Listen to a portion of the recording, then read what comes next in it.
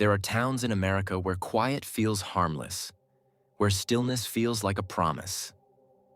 Fresno, California is one of those places.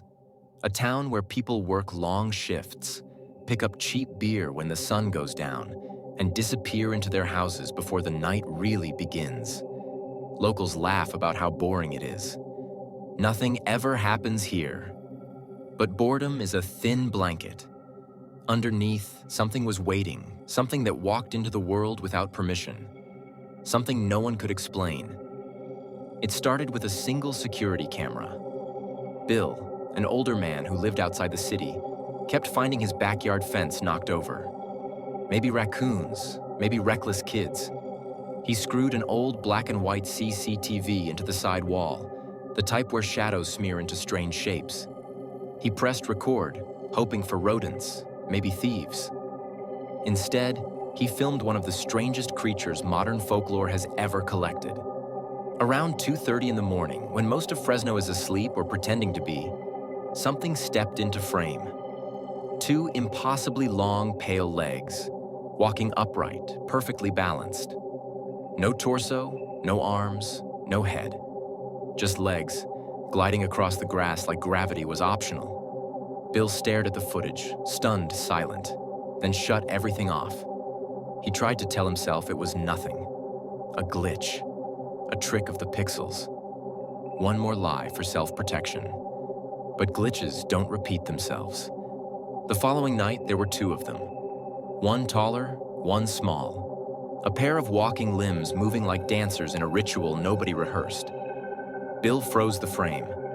The legs hung in midair for an extra beat, almost hovering, as if the body they belonged to didn't exist. He locked the tape in a drawer, didn't tell his wife, didn't tell anyone. But secrets leak. Neighborhood whispers spread. Bar chatter turned nervous. People joked about something walking through yards, and jokes are just fear wearing a mask. No one had seen it with their naked eyes. Only through cameras, always grainy, always around 2:30. That made the fear worse. If your eyes can't confirm something, your imagination finishes the job. Years later, a photography student named Maya found Bill's footage online while searching for a topic on urban legends. Skinwalkers, cryptids, haunted rails. Everything felt recycled. But these walking legs? She laughed out loud. Her rational brain mocked it instantly. Seriously? That's just someone in pants. Yet curiosity is a slow, sweet poison. She got permission from the home's new owners. She positioned her DSLR at the same angle, same backyard spot, same hour. And she waited. The cold air pressed against her face. Her breath dulled into boredom. 12 minutes passed, then 17, then 24. And right when she considered packing up, at 2:29 and change, she heard a sound that didn't belong. Not footsteps, not an animal. More like fabric, falling in slow motion. A dull, dry whisper on the grass. Something stepped into the yard, the same shape Bill saw years ago. Long, bending legs, walking without a body to drive them. The camera saw white silhouettes, soft and glowing in the infrared. But Maya's eyes didn't see white.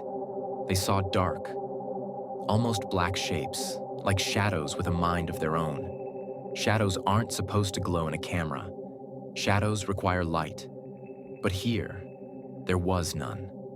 The creature drifted inches past her, silent, weightless, her lungs locked. Every survival instinct screamed to run, but another voice whispered, "If it hears you, what happens next?" The creature paused, and somehow, without a face, without direction, it turned toward her. Not turning shoulders or a neck, just an intention, like a thought pivoting. It leaned forward a fraction, and Maya stepped back. And in that microscopic trade of fear, it vanished. Not into darkness, just gone. Like a frame edit, like reality blinked. Her DSLR glitched, the record light froze, and when she checked her card, there was no footage. Instead, there was a new folder, Night. Inside were 8 photographs. All of them were of her face, close, closer, closest. Like someone or something had been approaching her inch by inch, without a camera, without a hand. She left Fresno. She finished her thesis. She earned an A. People laughed at her topic, but nights became different. 2:30 a.m. stopped being a time and became a threat. Some nights her phone flashlight switches on by itself. Sometimes her window curtains slide as if someone, or something, is passing through them. In her headphones, a soft rhythmic tap echoes in the left channel, like fabric collapsing on concrete. Tap, tap, tap. Steps without feet, a creature without eyes. Something that never needed a mouth to speak. And she now believes one terrifying thing. The Fresno Nightcrawler isn't meant to be seen in person. It belongs on camera because screens are walls. Safe space. A place where it can exist on its terms. But when you try to meet it physically, when you break the barrier, it doesn't let you record it. It records you. Photographs, distances, proximity, memory. And what's worse is the waiting. Maya doesn't fear seeing it again. She fears the possibility that it is standing just outside her field of vision, just beyond the bedroom carpet, waiting for her to blink, or press record one more time. And if you ever wake at 2:30 a.m. and you hear something moving through your room, not footsteps, just that soft collapsing fabric sound, do not reach for your phone. Do not check the camera. Do not press record. Because maybe you don't want to know what's walking just outside the edges of your frame. Maybe the legend isn't about watching something terrifying. Maybe the legend is about being watched. And somewhere in the dark, something tall and wrong is still walking, still remembering, still waiting. Tap, tap, tap.